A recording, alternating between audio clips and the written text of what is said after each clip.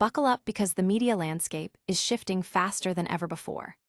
A massive new report from the IAB just confirmed that creator advertising has officially become a powerhouse core media channel, with record-breaking revenue hitting nearly $300 billion. Even without major global events, the digital ecosystem is exploding as brands pivot hard toward the measurable performance of creator-led content and high-growth video platforms. Tired of dropping your phone or struggling to prop it up? Meet the PopSockets phone grip with expanding kickstand in black, your new must-have accessory. Don't miss out. Grab yours today. Click the link in the video description to shop now on Amazon. Things are getting heated over at the Pitt, where fans are absolutely furious about the latest casting shakeups. The show's creator R. Scott Gemmell is facing a tidal wave of backlash after axing several high-profile women of color from the medical drama. While Gemmell claims it is just a coincidence of the revolving door nature of hospital shows, viewers are calling out a pattern they simply refuse to ignore. In the world of politics and religion, columnist Mark Dion is taking the gloves off against J.D. Vance. Dion is calling out the recent Catholic convert for attempting to lecture lifelong cradle Catholics on how to approach their faith and the Pope.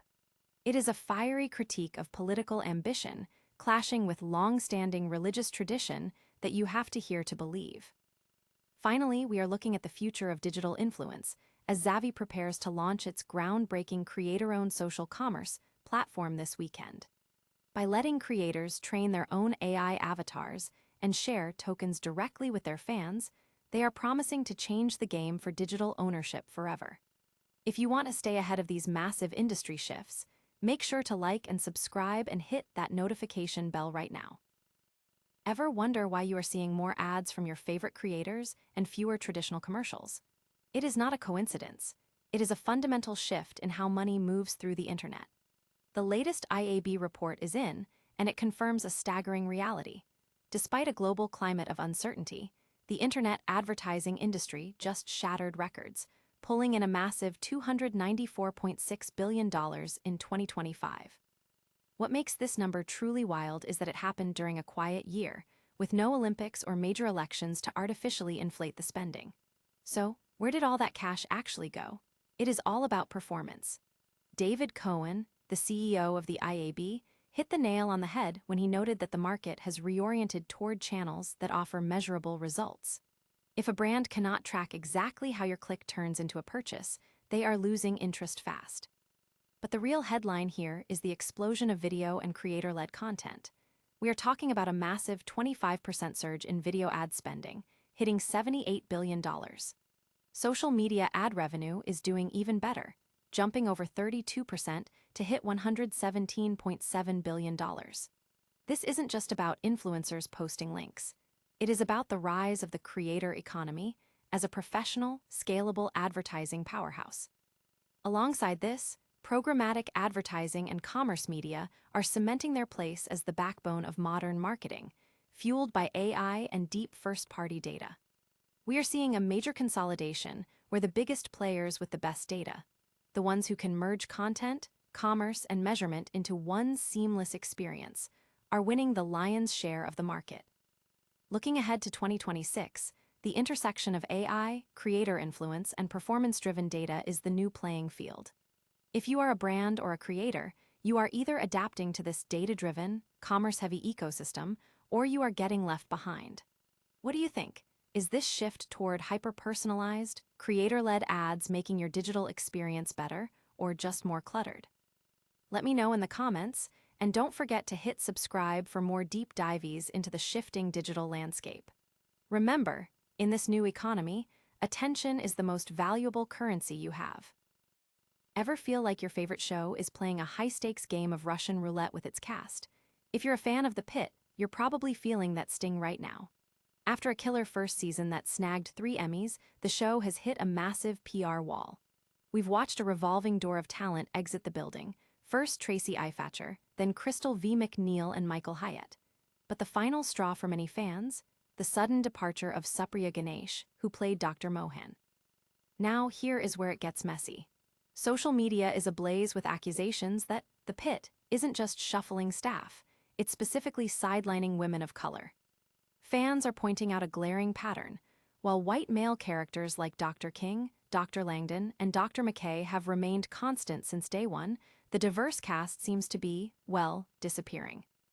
One frustrated viewer hit the nail on the head, noting that it's not really a revolving door if it's only the women of color walking through it. So, how did showrunner R. Scott Gemmell respond? In a move that has only added fuel to the fire, he told Vulture that these exits are meant to reflect the uncertainty of being a young physician. But when pressed about the specific trend of firing women of color, he brushed it off as just a byproduct of having a diverse cast, and claimed it was just coincidence. Honestly, that defense is falling flat. Fans aren't just angry that characters are leaving, they're angry at the optics and the complete lack of accountability. It feels like the show has shifted from being a love letter to healthcare workers into the Noah Weil show, leaving the rest of the cast as disposable props. Gemmell's attempt to explain it away has only highlighted the disconnect between the writer's room and the audience. Is the Pit losing its soul by stripping away the very diversity that made it special in the first place? Let me know your take in the comments below. Do you think the show can recover from this, or has the damage already been done? Don't forget to like and subscribe for more deep dives into your favorite shows, and I'll catch you in the next one. Ever noticed how new converts are often the loudest people in the room? Especially when they decide to lecture lifelong believers on how their own faith actually works. That is exactly what is happening with J.D. Vance, and let me tell you, the so-called cradle Catholics are rolling their eyes in unison. Look, if your last name starts with an apostrophe, or if you grew up calling your gold pendant a baptismal chain, you know the drill. Don't let a guy who joined the club 30 minutes ago tell you how the game is played. For those of us born into this faith, Catholicism isn't a political talking point or a ladder to climb. It is the heavy, centuries-old weight of ancestors who spent generations begging for miracles in cold, flickering cathedrals. It is the history of peasants, not pundits. But then comes J.D. Vance, pivoting from the wooden pews of the holler to the incense-scented halls of power, all while trying to school the Pope himself. It is a fascinating spectacle, really. Vance seems to have swapped his knee bending before the altar for a different kind of devotion, crawling toward political figures like Donald Trump, treating electoral wins like divine miracles. The irony is as thick as the air in those old churches he now claims to represent. He is playing a temporary game of politics in an institution that has survived empires, dictators, and the rise and fall of nations. While Vance throws his weight around, the church remains steady and unbothered, just as it has for 2 millennia. History has a funny way of sidelining the loud voices and remembering the quiet, kneeling ones. So, what do you think? Is faith being used as just another political accessory in today's landscape? Drop a comment below and let's get into it. If you enjoyed this breakdown, make sure to hit that subscribe button for more deep dives into the stories behind the headlines. After all, the loudest voices aren't always the ones that carry the most weight. What if you could stop scrolling and actually start owning your corner of the internet?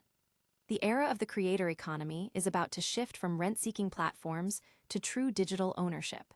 Today, we are looking at Xavvi, a groundbreaking platform launching this April at the Beverly Center that promises to redefine how influencers, AI, and fans interact.